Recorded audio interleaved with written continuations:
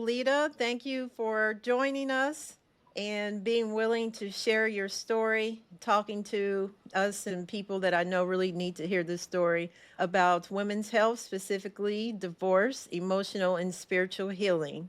So I appreciate it. So welcome. Thank you so much for having me. So much to discuss. I think a good place would be to tell us about how long you've been divorced.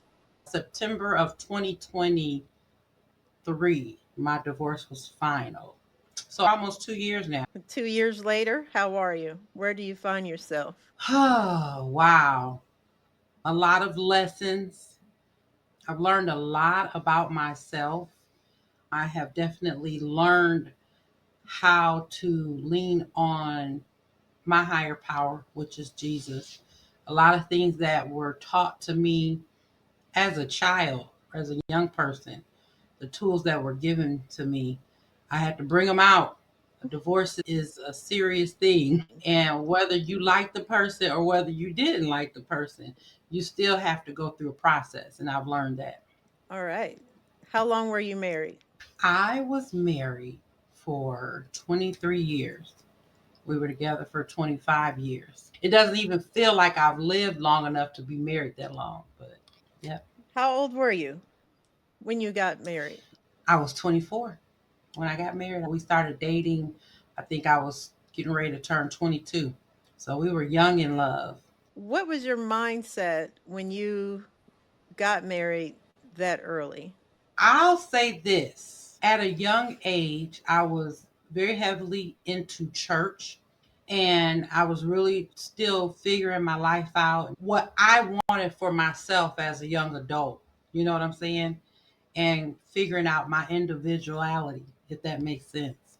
So my value system was important, but in your early 20s, you're still coming off of your parents' value system. Whatever they told you what your values were, that's kind of what it was. And for me, it was very important to make sure I didn't bring shame on my family, make sure I didn't bring shame on the church, make sure I was doing the right things. And I found myself in good grace with God. So being in good grace with God meant me getting pregnant prior to being married. That meant that I needed to take the next step at all costs. It doesn't matter what my idea of what my next step, I thought my next step should be. It was more important to me what the church thought my next step should be, or what my parents thought my next step should be, and what I was taught that my next step should be, and that was to be married and not have a child out of wedlock. I was living on my own. I was paying my own bills for the most part with heavy assistance from my parents. But it was big for me to make sure I honored my value system that was given to me. So I got married after I found out I was pregnant. Now, if you would have asked me that during that time, I would definitely tell you 100% without a shadow of a doubt that is not why I'm getting married. It's not because I had a baby. When I look back, that is about 65% of it. Yeah, I wonder how many young people who were brought up in the church, who use religion and God as a guide for their lives, and who take seriously the opinions of their parents and the church. I wonder how many young people make those decisions and find themselves, whether it be 5 years later, 15 years later, or 25, where their thoughts about making a decision in that context are. I think that's a fair inner struggle. Even making decisions throughout my life, religion and the way you're brought up and those values, they really do influence your mindset. So Going back, what would you have done? Considering the opinions and what looks good and what doesn't. And does that even matter in the grand scheme of things in terms of what God feels about us? if I could take what I know now and pour it all into my younger self, I would be cold. Honestly, times have changed a lot too. So that helps in us being freer with our lives and how we view the world. But I was right there in the cusp where you still went along with the program and do what you should be doing or what looks Yep. good. So your question is, what would I have done differently? Yeah. I definitely would have assessed my situation a lot more. I would have taken things a lot more serious. I would have honored the red flags that I saw very early on, even prior to getting married. And that would have meant something to me. What I've learned over the years is simply this: a person is going to do at all costs, a young person especially, what they want to do. Now, I had good sense as a young person. I was probably a lot wiser than a lot of my peers, but I wanted at all costs to not bring shame on the church and not bring shame on my family. So I ignored all the red flags. I ignored the family dynamics that I seen with my ex-husband's family versus and I'm not saying I came from a perfect family by any means, but when they talk about being equally yoked, that's not equally yoked does not mean both of y'all came up in the church. That's not what it means. But I know looking back that we were not equally yoked. And honestly, I knew then. But Mhm. I went ahead with it to again make it look good. One of the things that I want women to know, especially young women, to own who they are, own their decisions, and be accountable. Love themselves more than any value system, love themselves more than any other person's idea or suggestion of who they should be. I want young people to own the decisions that they make and love themselves enough to say, yeah, I'm gonna have to stand in this and own my truth. That's Mm. important. That's what I would have did differently. I would have owned my truth and moved on like so many other women have done. You said red flags. And for some reason, with a lot of women that I've been talking to, married or otherwise, that are in relationships, the word or phrase red flags has been coming up repeatedly. So I'm not sure I want to ask about your specific red flags. But if I were a viewer, I would think, what does she mean by red flags? And what did that look like for her in the event I don't see my red flags? What can you say to that? I think that everybody has their ceiling. Everybody has, and I can't think of the word I'm trying to use, but there absolutely cannot, without a shadow of a doubt, do. I cannot do a alcoholic, or I cannot do a drug addict. You know what I'm saying? Right. Everybody has their limits. Your limit is a red flag.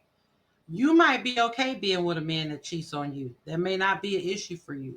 But for me, being with a man that cheats will be a red flag. You know what I'm saying? Right. So everybody's Yeah. red flags might be different. But anything that you see that doesn't make you feel safe and it doesn't honor your personal values, anything that kind of makes you raise an eyebrow or anything that makes you second guess, when you cannot communicate and have a conversation without feeling like I hate I opened my mouth, that's a red flag. When the foundation is not solid. Relationships are hard, and I will say, just from my experience in being married, marriage is extremely hard. And I told you I had my son prior to being married, and I remember my dad telling me marriage is going to be the hardest thing that you have ever done in your life. And I remember saying, no, pushing that baby out was definitely not for me. That was hard. But it's even harder than pushing a baby out. It is definitely the hardest thing that you'll ever do. So you want to make sure you have a solid foundation.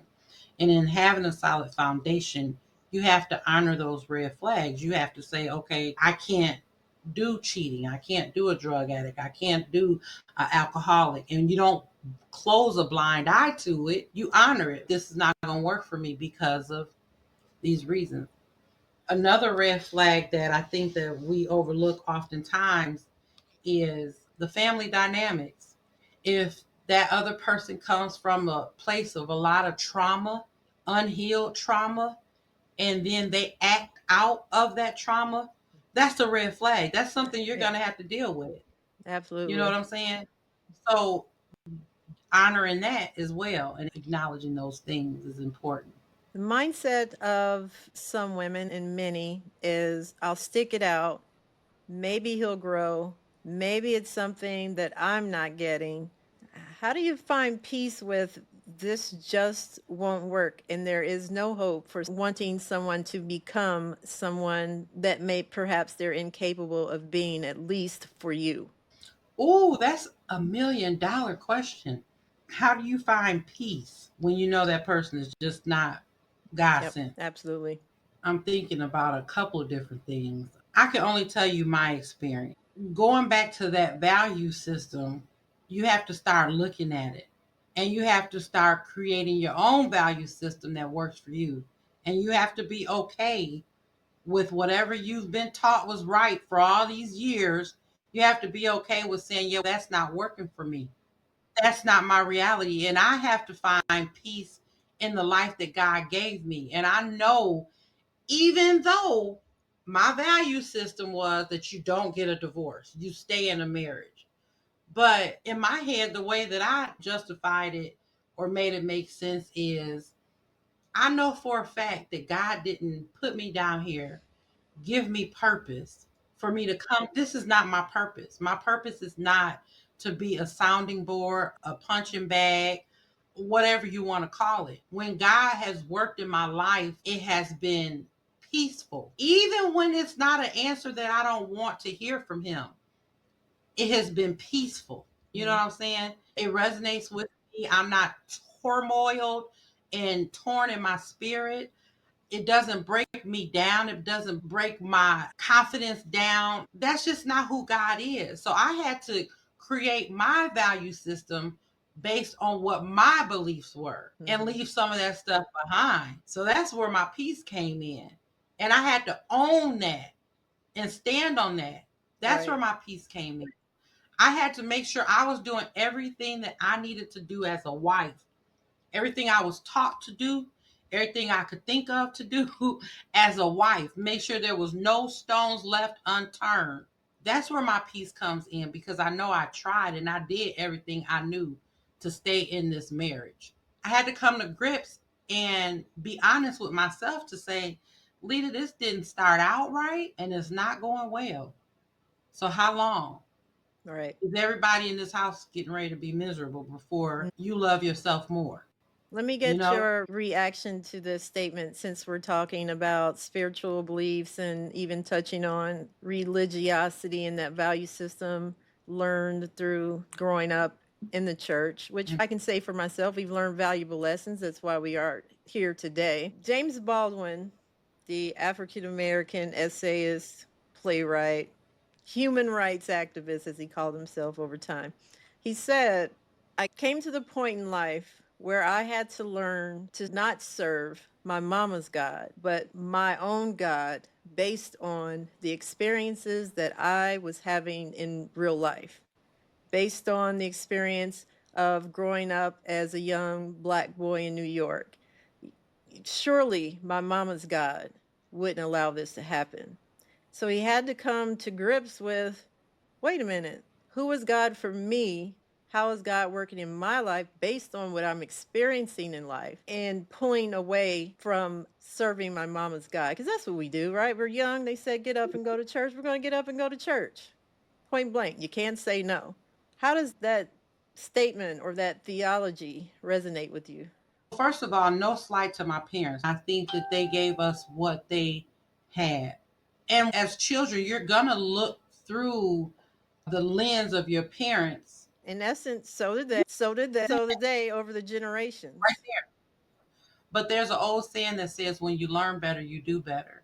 Absolutely. So, with that being said, as I got older, I realized that the God that they gave me was, like you just said, that was their God and their take on God. In my childhood mind, my young person mind, when I did something wrong in the sight of God, I expected God to respond to me like my dad would respond to me when I did something wrong at home. And I had to reteach myself and learn that God is a God of grace and He's a God of mercy. And I could still go to Him and pray and it'll still go up to him, and he'll still give me grace, and he's not going to give me the silent treatment, or he's not going to put me on horrible punishment because I did something wrong in his eyes. So I had to define God through my eyes, and I had to build the relationship with God based on my life and what I believe him to be. And it worked for me. It's been working for me. Mhm. And that also, it brings you peace. Just knowing, so you mean to tell me my God is not going to respond to me in my iniquities like my human form daddy would? Yeah. Because my human form daddy believed in the belt. Not that my God doesn't, Yeah. because felt his wrath too, but it's a different wrath. I'm not saying my human dad, he gave me grace too sometimes, but it's just different. I had to teach myself to stop looking at God how I would look at my dad in human Mm, form, if that makes sense. it makes sense. So in doing that, it drew me closer to God, because I'm like, you mean to tell me you will still give me grace even though I am a sinner? I'm a simple fleshly person, Right. and I've done things that were not pleasing and acceptable in his sight, and he still loved me through that. It wasn't conditional. It's not conditional. So I love that about knowing better and doing better. I love that. I'm stuck on your younger self for some reason, for Mhm. right now anyway. So once your younger self wanted to do things the way that you were taught and are acceptable and pleasing in thy sight, but you Mhm. knew really that wouldn't work for you in your particular situation over some time. And after you had put in work to say, whenever this may be, whether it's 25 years from now, I want to be able to walk away from this saying, I did all that I could. Is that a Mhm. conversation that you could have perhaps had much earlier, or a pill that you could have swallowed much earlier? What do you think about that? That is something that I could have swallowed much earlier. Yes, think so. And sometimes early on after my divorce, I had a lot of guilt and resentment and remorse for not doing it earlier. But again, in my process of determining whether I would stay or not, I wanted to make sure, like I said, I turned over all stones before I gave up, because I still had that thing that lingered in me to stay married. You just don't get divorced. And the people that were in my family who stayed married, whether they were miserable or not, they stayed married. People don't talk about how they stayed married or the things that transpired in their marriage that they got through. We just know they stayed. So that was my whole thing. So am I supposed to be miserable and stay? I don't know. I guess we'll see. But let me try this in the Mhm. meantime. So yeah, I could have left earlier, but it wasn't time for me to leave. I had to make sure I tried everything, because Right. nobody gets married under the context of knowing that they'll get divorced one day. They just don't. Like I said, it's a lot that goes into being married, especially when there are children involved in the marriage that are yours and his. I wanted to keep my family together at all costs. It wasn't until that tide started turning for me. And when you are determining whether you want to get a divorce, you think about a lot of things. But one of the things that are usually at the forefront of a woman's mind is their family, breaking their family up, their kids. This was my kid's dad. And how You many do know, you have? I have two children, a 23-year-old and a 21-year-old. But breaking that down and how they're going to respond to that and how it will affect them and the quality of life that will change because of going from two incomes to one income. So those are all things you heavily consider. But you come to a point as them tides turn, you come to a point where you say, it's time, and I'm going to love myself more. I trust God. Yeah. Mm, And for once, I'm going to make a decision for me. I've heard I, women, I stayed for the kids. I wanted them to be in a two-parent home, much and often reflecting the home that they've come from, a two-parent home. When the kids were younger, and then knowing younger and very early on, maybe I shouldn't have pulled from that value system. How did you keep going every day knowing you had kids to raise?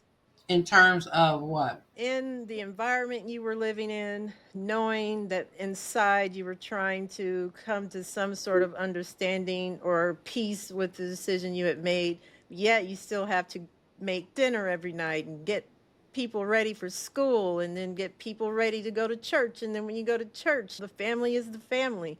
What was that for you? I did a lot of turning it on and turning it off. That's for sure.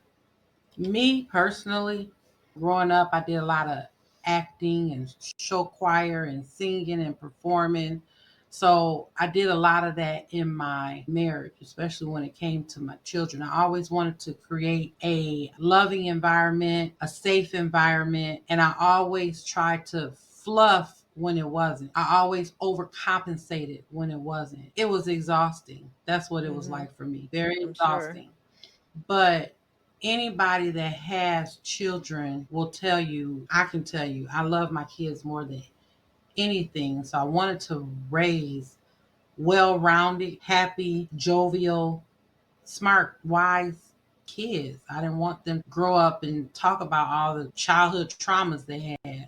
So I was very aware of what was going on in my home, but I always made sure I tried to talk to them. I always try to make sure I will follow up and come behind a big blow up with a conversation, making sure they understood what was going on if they got wind of it, or remove them from the environment so they wouldn't get wind. It was rough. It was Mhm. extremely tough trying to juggle all of that and putting on that face.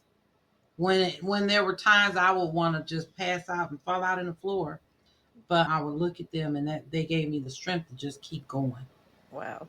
A lot of people across the church scene, when they hear this story and what you were going through way back when, I think, is it fair to say as you've gotten older, you can own who you are more? But being younger and look back and say, she was going through all that. What do you think about being transparent about what you were going through and what people might say or what they might think? Because you were, I believe, so ingrained in the church and so active, although you were going through your own trials and tribulations, but you still have to put that face on.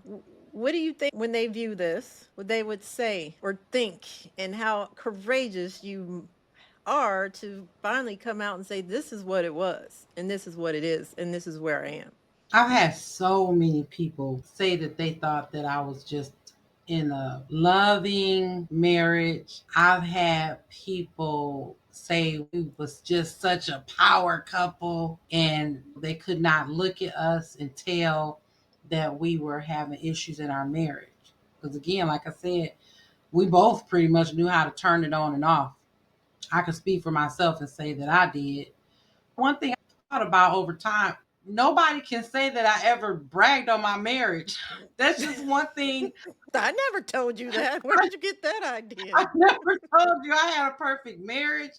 I have not ever said that, oh, it's such a loving environment.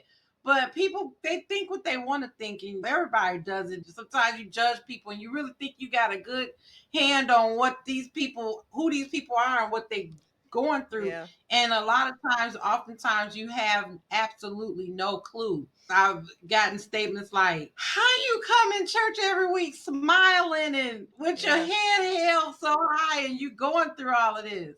It's just something that I became accustomed to doing because I did it for Mm. so long. And I can't say that without digging back in my childhood and saying we did it growing up in my family. We had this thing back when we were kids. I don't know if you ever heard it, but I was always told what happened at home, stay at home. Teaching us, like, I don't care what happened at this house, when you get to school or you get down to Yeah. that church, you gotta act like you got sense. So I was taught that earlier to put the smile on and do all these things. I noticed that I started doing a lot of things outside of my house, getting real active in church and involved in church just to bring me some peace Yeah. and some type of joy, because I literally felt like at times it was a war zone at home. I did not know what else to do to usher in that, just a little bit of regularity, if that makes sense. Something Yeah. just that I can attach to make my heart smile a little bit. I made sure my children were involved in things outside of the home that they could call their own and have an outlet. We all needed outlets Yeah. versus doing what I probably should have did and just left. In my effort to stick it out, I did a lot of different things to try to get myself to just get us to stay together. But in terms of what people will say, I've already heard people, especially when people got the news of our divorce. A lot of people were devastated. And Mhm. that's another thing people you think about when you get a divorce. I didn't think about, but it affects more than the people that are in your home. It affects people outside of your home.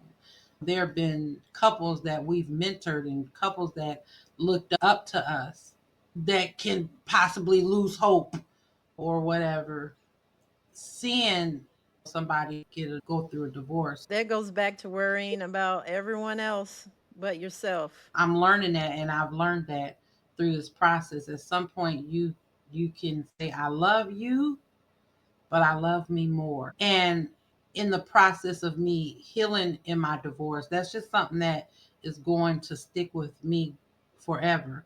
I want solid relationships, genuine, authentic relationships. And I do not want to ever involve myself in a relationship where I have to give less of me so that you can get more of you. I want that exchange to be where I'm giving more of me, you giving more of you, and we're going to be more together.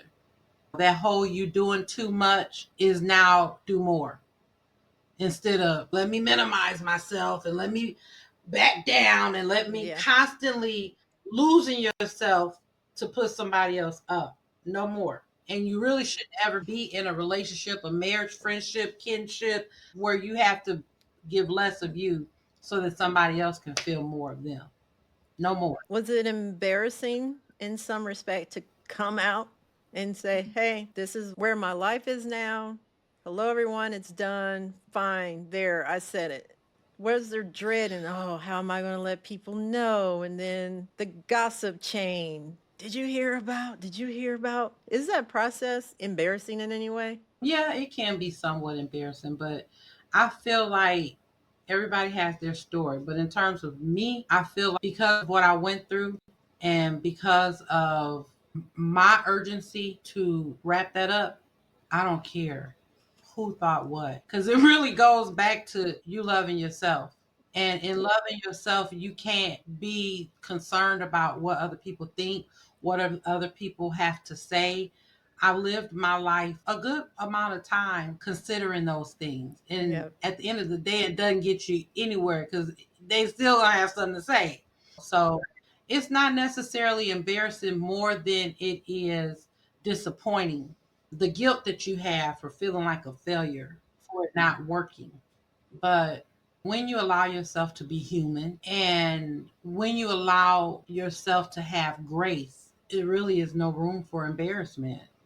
For a minute, I heard courage and the courage that it takes to be prepared to come out and say, "Hey, this is what it is. This is the decision I've made. It's taken all these years to make this decision. So here I stand." What does the word courage mean to you in this context? It's definitely something you have to have. You definitely have to have the courage to step out on faith, not knowing what the outcome is going to be. You have to have the courage to face whatever that is that comes next. I can tell you that I knew that I wanted to be out.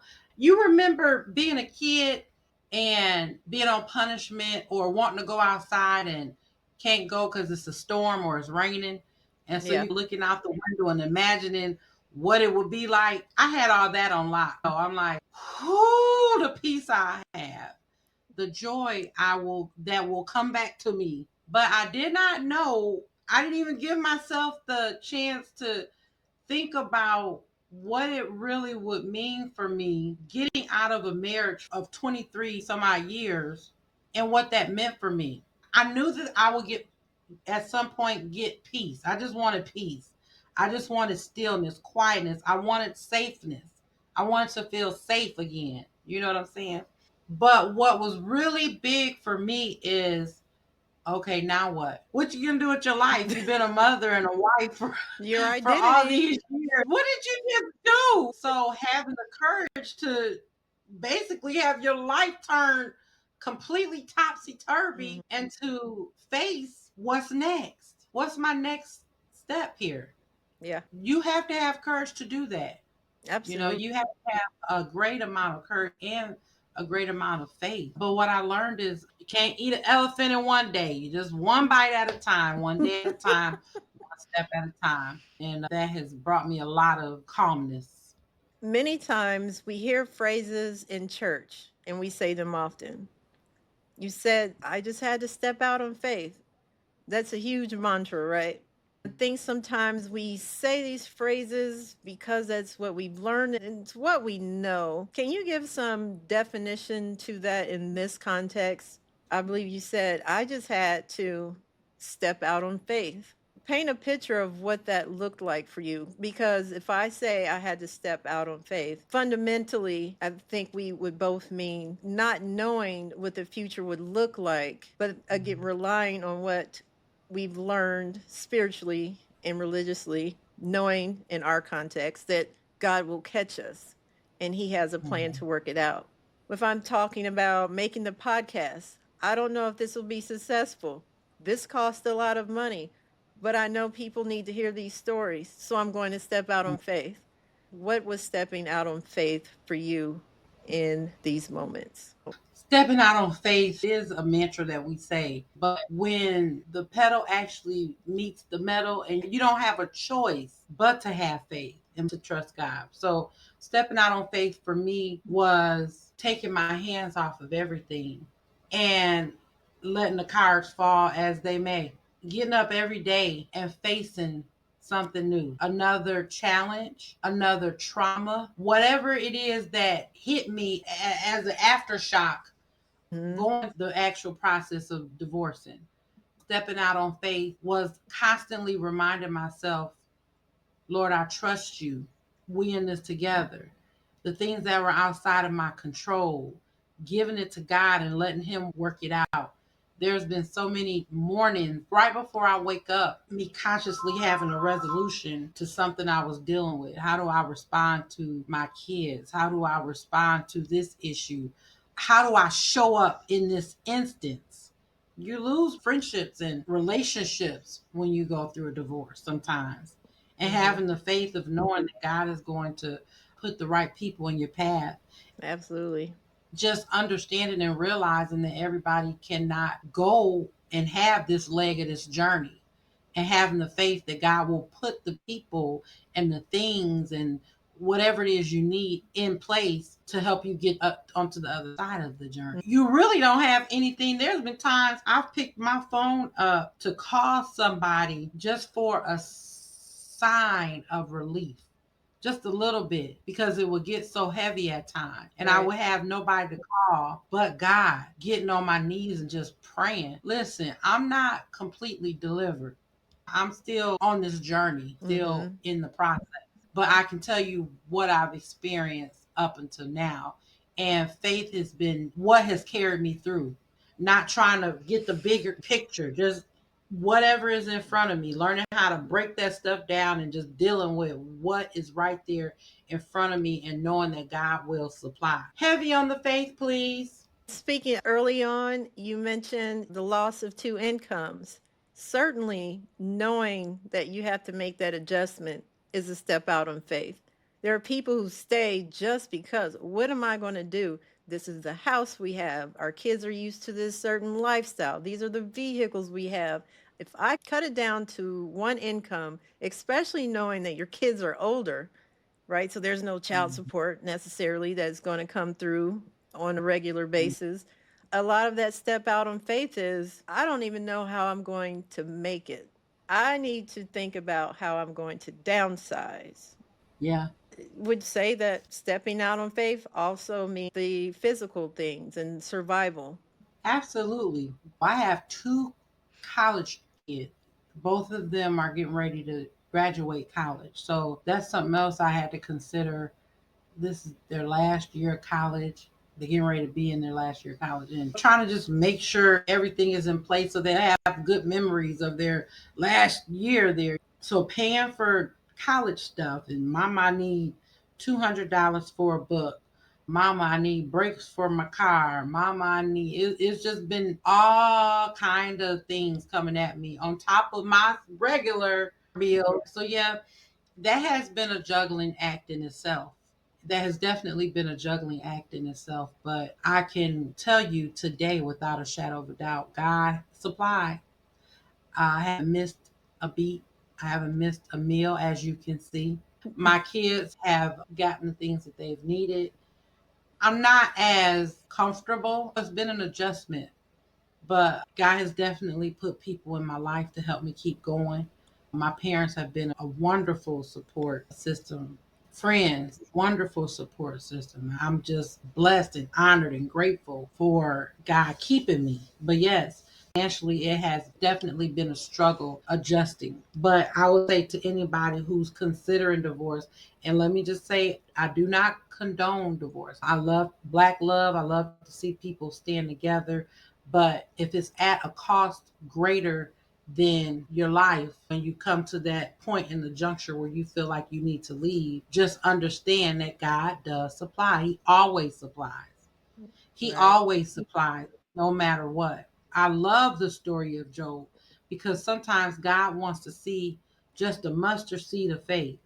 He's not going to kill us. It may get rough on us, but he just wants to see our faith. And I always want to make God proud because he's just been so good in my life. I always want to have the spirit of Job. And sometimes I challenge myself when I don't want to just keep the faith, to keep going and do it with a smile and just Mm-hmm. see where it leads. You know what I'm saying? So he really does supply. Am I going out to concerts and going to the beach and cruising? Not quite yet. I'm not there, but I got everything I need. My kids, they have everything they need. Let's get into a little bit more the emotional and spiritual healing process. When I asked if you would come on and talk about your story, the response you initially gave me was, how can I get on there and tell someone about emotionally and spiritually healing when I'm not even there myself? I don't even think I can do it. And I said, no, you can do it. At least let's talk about where you are now. And our viewers can see part two of Oleta's spiritual healing and emotional healing. Yes. So the day the papers were signed, that moment when the pen hit the paper and the ink was still wet, what were your emotions? It's almost like death if I have to compare it. When it first happened, you still just in full throttle, moving around, doing what you got to do. Signing the papers, I knew I was signing them, but it really didn't hit me how it would affect me. So my emotions were fine. Maybe now I will get the peace that I've been wanting. And I felt like it was a really good thing. I was pretty confident of that. Any natural feelings of down and out, depression, anxiety? You're used to for so many years having someone in the house, those type of emotions and that process of saying, I'm in here alone. I'm down and out. I've just been through a lot, whether it's directly related to the divorce or whether it's my being upset at myself or X, Y, or Z. How did that come down on you? I'm telling you, when I signed those papers, I just really felt good about things.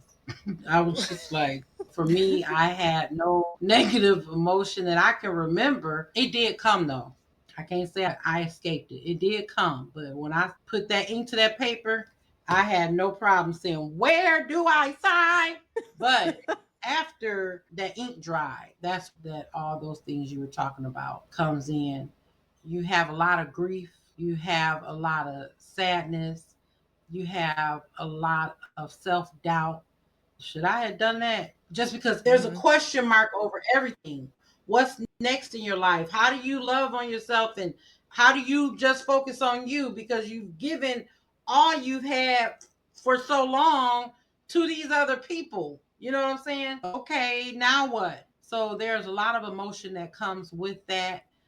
Just the whole anxiety of having to create new meanings for stuff, restructuring your value system, raising your ceiling back up because you done dropped it so low from just trying to survive in your marriage, all of that stuff. So yeah, it has been a lot of emotions. There are a lot of emotions that come with it. I I want get to mention how much that emotional healing or emotional distress goes hand in hand with spiritual distress, right? Because we're mind, body, and spirit. So, having those emotions come down, how did that begin to work on your spirit? so when the emotions come down, let's say you have a lot of negative self-thought or self-talk, and you have a lot of doubt and fear, like you said, you hear somebody in the house, and it goes back really to your faith and the things that you learned over the years about who God is and how God works. Going and getting those scriptures, pulling scriptures up that speaks to your situation, trusting the process and letting go of the outcome. Did you feel So spiritually yeah, broken at some points over time and even that day? I have felt, especially more so in the beginning. I was like, God, are you still with me? I'm okay. Like you got me to get through a lot. It's pretty heavy. I need you to come down. I had started asking God to show me some signs. Okay, Lord, show me a sign today that I'm gonna be all right. And he would. So when those negative emotions hit, you have to counteract it with whatever you have learned spiritually about God and about the Bible and passages that you've learned. Seek ye first the kingdom of God and his righteousness, and all things shall be added unto me. Girl, I could just go down the scriptures that I've read off to myself, how I'm fearfully and wonderfully made. God loves me. I'm a big deal to him. You know what I'm saying? So I had to remind myself of that constantly. You have a new opportunity to walk in your purpose without getting beat up, without getting beat down, without having all these obstacles in the way. God is allowing you a free slate, Clean slate, yeah. a clean slate to be who it is that He purposed you to be without all this background noise in the back and the self doubt. And Mm. every time you take 2 steps, you got to take 10 back and constantly getting knocked down. And I'm not saying you won't get knocked down after divorce. Life is not peachy perfect clean. I'm not saying that. But what I am saying is he's giving you another opportunity to live your best life without all that, the distractions and things like that. So I have really, in terms of checking in on my emotions, I've had to be very spiritual. I've had to get real close to the Holy Spirit, the God that's in me, and know that I am fearfully, wonderfully made, just as Christ was made. Everything that's in Christ is in me. God gave it to me. I can inherit the kingdom. Like I'm that girl. It's in me Mm. to come out on this on the other side. Fine. It's in me. I can get blessings. I deserve blessings. I deserve the good that life has for me. And just constantly reinforcing those negative thoughts and limiting beliefs that I had in my marriage. I lost a lot of hope in my marriage. I lost a lot of my confidence in my marriage. So now it feels funny being able to have good things happen to me and I'm not threatened with, and I don't want to get too personal, but I'm not threatening with it all falling down or coming down. You know what I'm saying? It happens. I'm grateful, thankful, and it sticks. I can celebrate it without everything falling in. You know what I'm Yeah. saying? So just learning to implement the things that I've learned and the things that I know about God and know about what I believe, listening to a lot of gospel music and letting that stuff speak to me and resonate Hmm. with me. That's what really has kept me going. How do you Okay. now, if we think in terms of the universe and us being human beings in the universe and the way things work and line up in the ways that we stay in touch with that? I think you mentioned once that, not in this conversation, but from what I understand from some of your maybe posts on Facebook, I don't know, it's how I'm seeming to find everyone. You're like the stones and what stones do for us in terms of the earth and what they mean and the energy they give off. In that context, how are you bouncing back and defining yourself by staying in tune in that way? In addition to your direct God faith, how are you expanding that to say, this is who I am or who I'm becoming, or this is how I'm beginning to try and define in some way? So what other sources are you finding to build yourself? A lot of self care. Started walking more, exercising more. That has been really helpful. Mm, And even just with clearing my mind, you know what I'm saying? A lot of times I don't want to do it, but I feel a lot better after I work out, eating better, trying to eat yeah. healthier, redefining, like I said, my value system.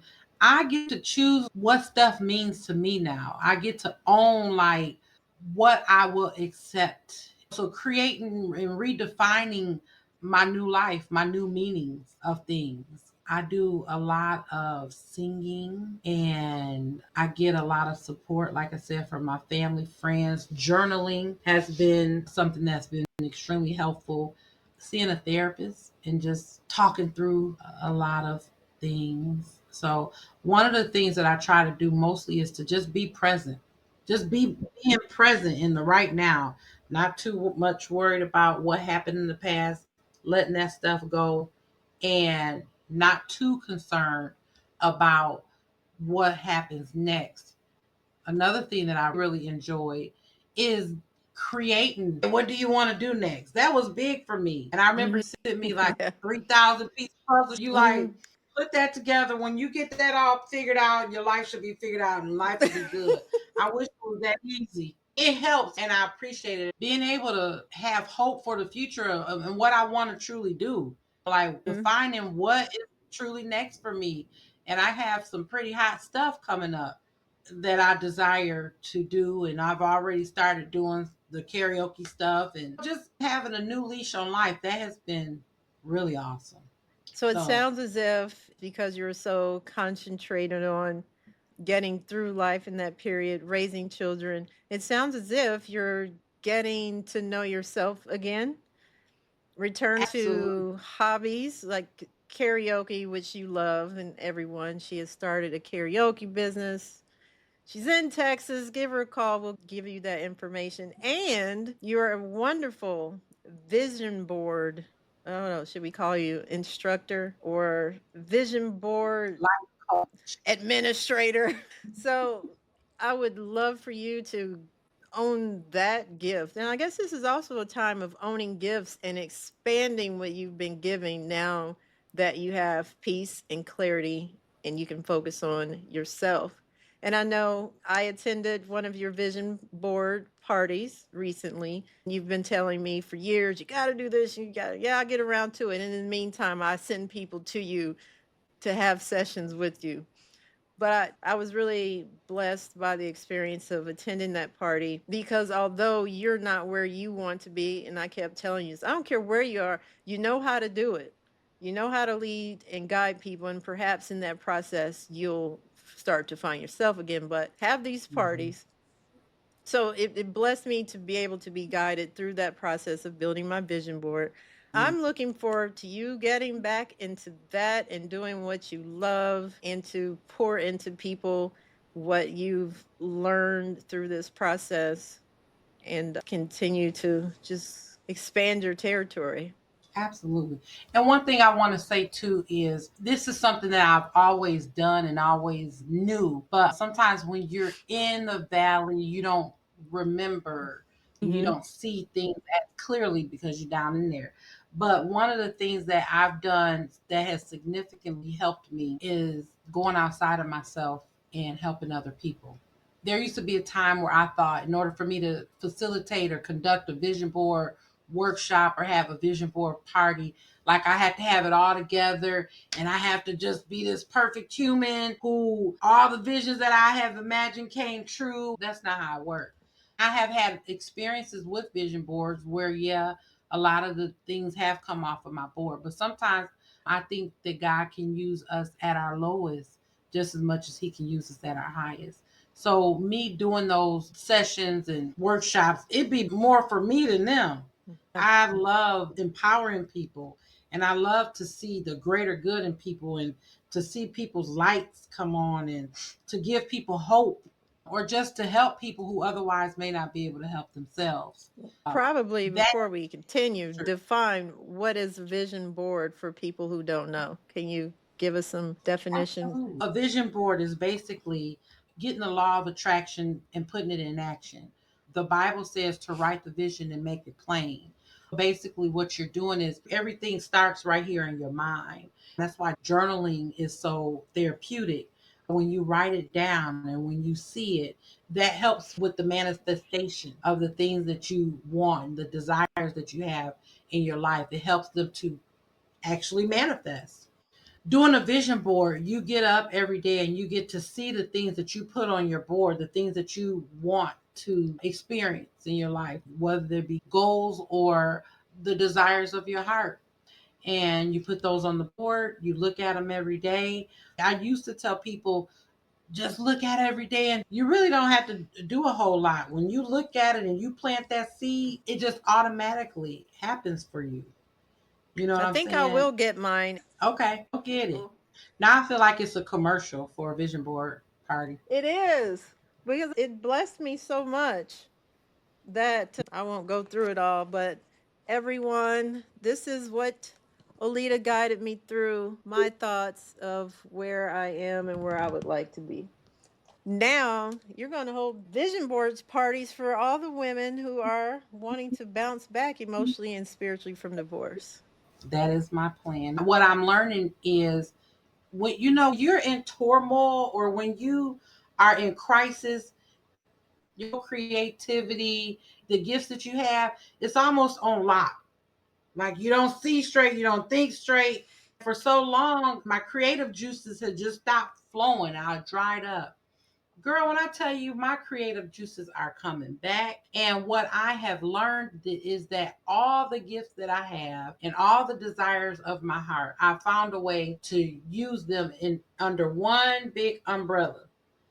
I found a way to use them and let them all kind of coincide and work. And I asked God to do that. I never really wanted to pick one thing because I am really good at several different A things. lot. All of those things Hmm. under empowering other people. All of those things do in different ways. You know what I'm saying? So God has helped me in my creative juices flowing again.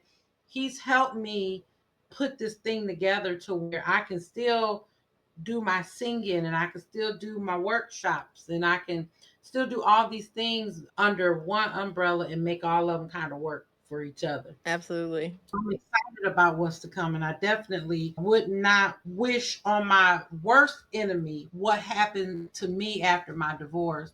I just wouldn't wish that on anybody. And I definitely wouldn't wish it on somebody who doesn't have anybody. I'm grateful that I had a good support system, but I would like to create a platform for other women who may not have a support system. I feel like it may be something that men need too, but I'm a woman. So I would like to create a space for that and definitely incorporate my vision board and some other things that you guys will be hearing about soon. I'm excited. I know you're going to do great things. You are doing great things. It's just a matter of time as you heal and bounce back in your bouncing backs. Absolutely. How are your kids? How are they? It sounds like you've done a lot of work over the years to make sure that they were grounded and getting through this just as much as you are. You mentioned that they are close to Mhm. graduating from their undergraduate degrees. I think your son is in school for nursing and your Mhm. daughter is studying psychology, and they're both thinking about master's degrees. So even throughout all of these trials and tribulations, God has still worked in your life, in theirs, for a better purpose. Absolutely. I have some very resilient kids. I always say my kids got the best of me and their dad, and I could not be more grateful. Both of them are very bright young people. They got a bright future ahead of them. I know before the holidays came, I hadn't seen them really since their dad had moved out. I hadn't seen them probably for months. And it was the longest time that we had went without seeing each other because they're so busy at school. They weren't coming home as much. And right before the holidays, I had a really big meltdown because I wanted to see and touch them and just see how they were holding up and coping with Hmm. everything. We had a really good holiday together, and I actually got to talk to them and look them in the eye and read their little spirits about everything that was going on. They've been through a lot, but like I said, they are resilient young people and they bounce back. And I've made sure they've had counseling so that they can express their sentiments without feeling judged or like they're Mhm. going to be a repercussion or whatever. But if you are anybody who's listening, if praying people, keep all of our young people in prayer. They go through a lot. And the divorce is definitely not something I would have wanted them to go through, but we here Mm. and we get on the other side of it. Last words. What are they? Last words for the audience. Last words for the audience. I want to speak to anyone who is thinking about divorce, going through divorce. I want to encourage you to love yourself, give yourself grace, allow a space to heal. Feel everything. Feel all the emotions, the ones you don't want to feel, the ones that you welcome. Feel everything. When it's time to be happy, celebrate, have joy. Lean on your support system. When it's time to be sad, allow yourself time to be sad and allow yourself time to go away. I had to turn my phone off a lot and I had to go into my own solitude as in the wilderness. If you have to do that, do whatever you feel like you need to do to love yourself through this process. Give yourself grace. I still have days to this day where I doubt, am I going to be okay? And God always sends a sign. I promise you will be fine.